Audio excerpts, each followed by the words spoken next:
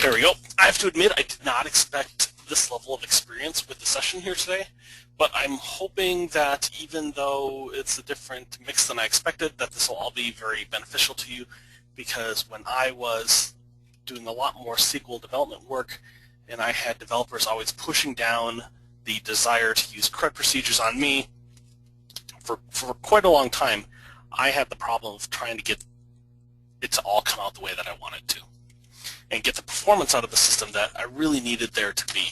And so basically the topic today is we're going to talk about CRUD procedures and talk about how you can get them to be optimized so that they aren't doing the behind the scenes either bad, poor performance, or you're taking advantage of T-SQL in the way that you really should be taking advantage of it, and not doing kludgy workarounds that people often do just because it kind of feels like, well, let's just do it this way because then I can just get it done. So before I get too far along here, I'm going to go to my desktop real quick and make sure that I get out of Skype here, since I already had one person show up on Skype. So my name is Jason Strait.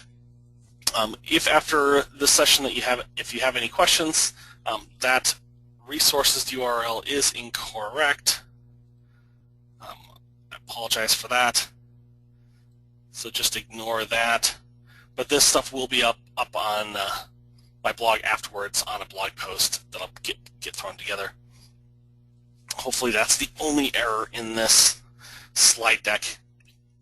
I did go through and do a few updates last night, but I'm just getting over the flu, so I didn't get quite everything covered there. But everything will be up on my blog if you have any questions after the fact. This presentation is put on by Pragmatic Works. They are the company that employs me, and I do a lot of work with them in SQL development, database architecture, PDW design, and deployment. If you have any questions regarding pretty much anything in the Microsoft SQL Server stack, anything that you consider data platform, Pragmatic Works basically can cover that. So let's talk about what we're really here for, though, today. Today we're here to talk about CRUD procedures and how they are out there and people are using them, and they get brought in based upon a lot of different tools that are out there. I'm going to go through and identify some problems that are with them on a procedure by procedure basis, and then talk about ways that you can either start deploying them in a more performant way, and of course everyone hates the word performant, but there's not really a better word for this goal, but getting them to perform better all the time. And so what we're talking about today is CRUD procedures, and hopefully everyone knows what a CRUD procedure is, but if you don't, what CRUD basically stands for is create, update, and create, read, update, and delete. It's one of a number of different acronyms that are out there for these types of stored procedures, but it's basically where you're designing stored procedures that you get a stored procedure that does a create, a read, there's another one that does an update, and a delete, and it's basically a way to get to all these. Now there's a bunch of different ways that people throw the same kind of information together, sed, vedas, vader, there's just a bunch of different ways, but they're basically all the same. They're basically ways to automatically generate stored procedures that do these types of read operations, these types of operations on your system using the metadata of SQL Server to design these out. Now, there's a lot of different tools that are out there for doing this. You can use T-SQL to throw it together. You can use CodeSmith, MD Framework, Link to SQL, and Hibernate. And Hibernate is one of those that gets a lot of bad raps from DBAs because of some of the problems with that. And so there's basically two problems that I see when I'm working with any sort of CRUD. We're going to talk about one, and we're not going to talk about the other one.